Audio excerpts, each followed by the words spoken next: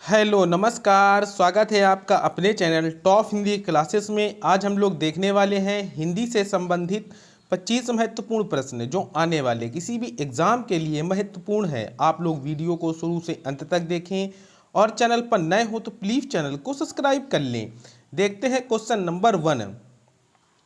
अनुनासिक का संबंध होता है केवल नाक से, केवल मुंह से, नाक और मुंह से, या इनमें से कोई नहीं। तो इसका राइट आंसर हो जाएगा ऑप्शन नंबर सी, नाक और मुंह से। अनुनासिक का संबंध होता है नाक और मुंह से होता है। जिन स्वरों के उच्चारण में हवा मुंह के साथ साथ नाक से भी निकलती है उसे हम लोग क्या कहते हैं? अनुनासिक स्वर कहते हैं। तो इसका राइट आंसर ऑप्शन नंबर क्या हो जाएगा? सी हो जाएगा। क्वेश्चन नंबर 2, कंठ ध्वनि का उदाहरण है चा, टा, का या ता। तो इसका राइट आंसर हो जाएगा ऑप्शन नंबर सी, का यहाँ पर क्या है? तो कंठ ध्वनि है। का में कौन कौन से आते हैं या का वर्ग में कौन कौन से आते हैं? तो का, खा, गा, घा, अणा, ये 5 आते हैं। तो इसका राइट आंसर ऑप्शन नंबर क्या हो जाएगा? सी हो जाएगा। और ये अघोष अल्प प्राण है। कैसा है? अघोष अल्प प्राण है। क्वेश्चन नंबर 3, सभी स्पर्श व्यंजन कौन से वर्ग में है?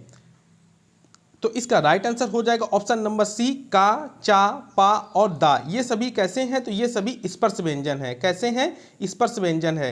का यहाँ पर क्या है? तो कंठ है। चा यहाँ पर क्या है? तालव्य है। पा यहाँ पर क्या है? तो ओष्ठ है। दा यहाँ पर क्या है? तो दंत है। क्या है? दंत है। तो इसका राइट आंसर ऑप्शन नंबर क्या हो जाएगा? सी हो जाएगा। इसमें पूछा गया है कि सभी स्पर्श व्यंजन कौन है, तो ये ऑप्शन नंबर सी के सभी स्पर्श व्यंजन है। और स्पर्श व्यंजन कितने होते हैं? तो 25 होते हैं। कितने होते हैं? 25 होते हैं, जो का से लेकर मा तक होते हैं। क्वेश्चन नंबर 4, अयोग वाक कहा जाता है? अयोग वाक कहा जाता है अल्प प्राण को, संयुक्त व्यंजन को, महाप्राण को या विसर्ग को? तो इसका राइट आंसर हो जाएगा ऑप्शन नंबर डी, विसर्ग को। अयोग वाक किसको कहा जाता है? तो अयोग व विसर्ग को कहते हैं। तो इसका राइट आंसर ऑप्शन नंबर क्या हो जाएगा? डी हो जाएगा। क्वेश्चन नंबर 5, डा वर्ण का उच्चारण स्थान और वर्ग है, रिक्त स्थान हेतु सही विकल्प चुने। टा वर्ग दूसरा, ता वर्ग चौथा, टा वर्ग तीसरा या टा वर्ग चौथा। तो इसका राइट आंसर हो जाएगा ऑप्शन नंबर सी, टा वर्ग तीसरा। ढा वर्ग का उच्चारण स्थान टा वर्ग और तीसरा है। क्या है? टा वर्ग और तीसरा है। तो इसका राइट आंसर ऑप्शन नंबर क्या हो जाएगा? सी हो जाएगा। और ये किस वर्ग में आता है? तो ये मूर्धन्य वर्ग में आता है। मूर्धन्य वर्ग में कौन कौन से आते हैं? तो टा, ठा, डा, ढा, णा, ये आते हैं। तो इसका राइट आंसर ऑप्शन नंबर क्या हो जाएगा? सी हो जाएगा। क्वेश्चन नंबर 6, हिंदी वर्णमाला में स्वरों की संख्या है, रिक्त स्थान की पूर्ति करें। कितने स्वर हैं? 11, 10, 13 या 9? तो इसका राइट आंसर हो जाएगा ऑप्शन नंबर ए, 11। हिंदी वर्णमाला में स्वरों की कुल संख्या कितनी है? स्वरों की कुल संख्या कितनी होती है? तो 13 होती है। और अगर केवल स्वर पूछे जाएं तो कितने हो जाएंगे? 11 हो जाएंगे। तो इसका राइट आंसर ऑप्शन नंबर क्या हो जाएगा? ए हो जाएगा। क्वेश्चन नंबर 7, किस ध्वनि के उच्चारण में नासिका से अधिक और मुख से कम सांस बाहर निकलती है? अनुस्वार, व्यंजन, स्वर या अनुनासिक? तो इसका राइट आंसर हो जाएगा ऑप्शन नंबर डी, अनुनासिक।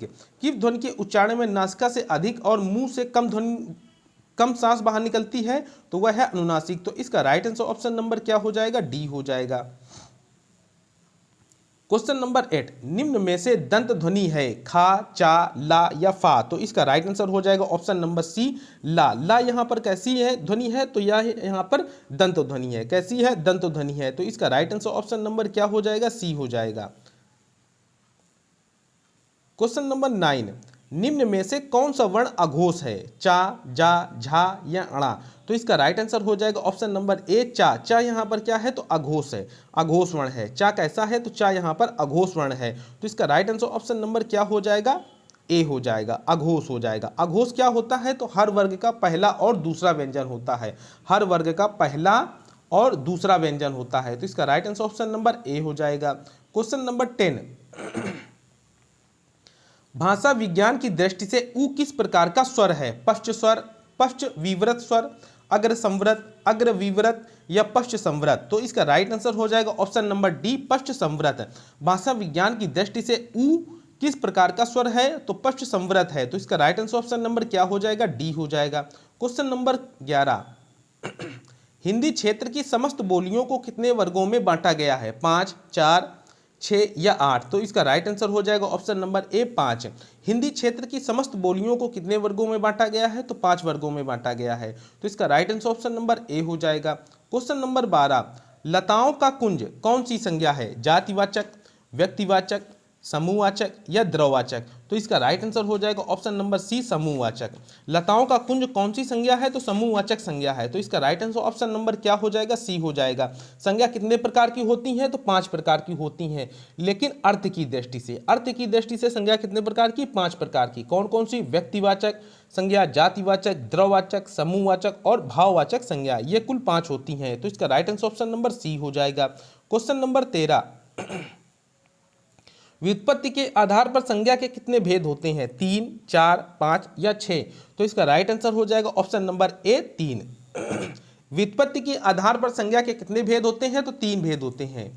इसका right answer option number A हो जाएगा। क्वेश्चन नंबर 14, अर्थ की दृष्टि से संज्ञा के कितने प्रकार होते हैं? 4, 5, 6 या 7? तो इसका राइट आंसर हो जाएगा ऑप्शन नंबर क्या हो जाएगा? बी हो जाएगा, 5 होते हैं। अभी हमने पिछले क्वेश्चन में आपको बताया भी है कि अर्थ की दृष्टि से संज्ञा के कितने प्रकार होते हैं? तो 5 होते हैं।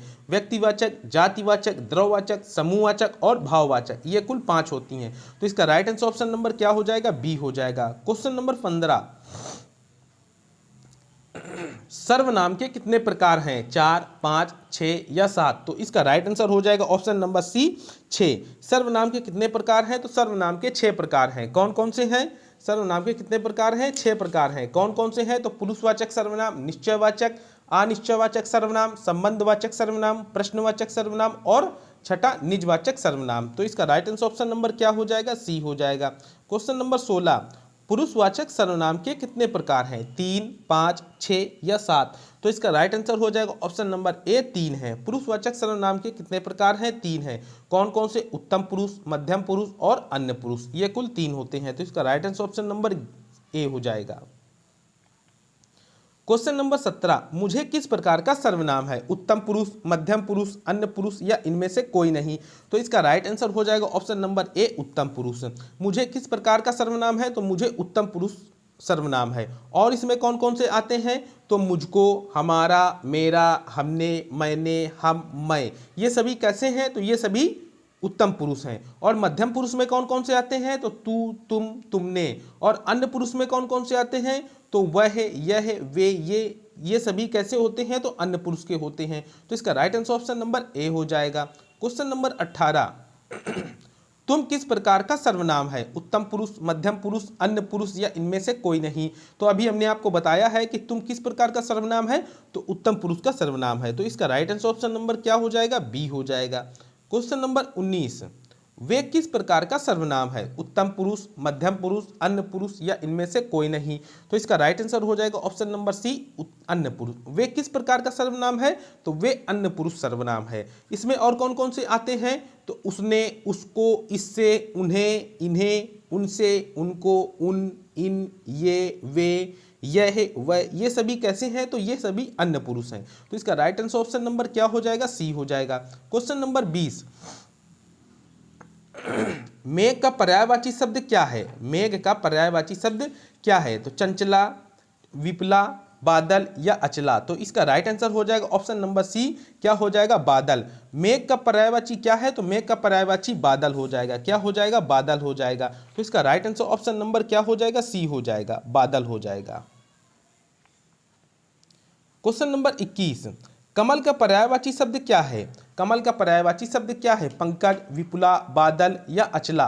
तो इसका राइट आंसर ऑप्शन नंबर क्या हो जाएगा? ए हो जाएगा, पंकज। कमल का पर्यायवाची शब्द क्या है? तो कमल का पंकज हो जाएगा। इसके अन्य पर्यायवाची कौन कौन से हैं? तो कज, जलज, सरोज, नीरज, अरविंद, उत्पल, राजीव, इंदर, अंबुज, वारिज, नीरज, ये सभी किसके पर्यायवाची हैं? तो कमल के पर्यायवाची हैं। तो इसका right answer option number A हो जाएगा। क्वेश्चन नंबर 22, कोप किसका पर्यायवाची शब्द है? कमल, क्रोध, बिजली या बादल का? तो इसका राइट आंसर ऑप्शन नंबर क्या हो जाएगा? बी का, बी हो जाएगा। कोप किसका पर्यायवाची शब्द है? तो क्रोध का पर्यायवाची है। तो इसका right answer option number B हो जाएगा। क्वेश्चन नंबर 23, शुद्ध वर्तनी का चयन कीजिए। स्थाई की शुद्ध वर्तनी बताना है। तो इसका राइट आंसर ऑप्शन नंबर क्या हो जाएगा? बी हो जाएगा। ये वर्तनी की दृष्टि से शुद्ध है। तो इसका right answer option number B हो जाएगा। क्वेश्चन नंबर 24, शुद्ध वर्तनी का चयन कीजिए। क्षेत्र की शुद्ध वर्तनी बताना है। तो इसका राइट आंसर ऑप्शन नंबर क्या हो जाएगा? ए हो जाएगा। ये क्षेत्र शुद्ध है। क्वेश्चन नंबर 25, स्वर संधि का उदाहरण कौन सा है? स्वर संधि का उदाहरण कौन सा है? वागीश, दिगंबर, रत्नाकर या दुष्कर्म? तो इसका राइट आंसर ऑप्शन नंबर क्या हो जाएगा? सी हो जाएगा, रत्नाकर। स्वर संधि का उदाहरण कौन सा है? तो स्वर संधि का उदाहरण रत्नाकर है। क्या है? रत्नाकर है। तो इसका राइट आंसर ऑप्शन नंबर क्या हो जाएगा? सी हो जाएगा। स्वर संधि किसे कहते हैं? स्वर के बाद स्वर अर्थात दो स्वरों को मेल से जो विकार उत्पन्न होता है उसे हम लोग क्या कहते हैं? तो स्वर संधि कहते हैं। स्वर संधि कितने प्रकार की होती हैं? तो 5 प्रकार की होती हैं। कौन कौन सी? दीर्घ संधि, गुण संधि, वृद्धि संधि, यण संधि और अयादि संधि, ये 5 होती हैं। तो इसका राइट आंसर ऑप्शन नंबर क्या हो जाएगा? सी हो जाएगा। ये वीडियो का लास्ट प्रश्न था। इस वीडियो में अभी हम लोगों ने हिंदी से संबंधित 25 महत्वपूर्ण प्रश्नों को हल किया है। वीडियो अच्छा लगा हो तो प्लीज़ चैनल को लाइक तथा शेयर जरूर कर दें। मिलते हैं नेक्स्ट वीडियो में। Thanks for watching.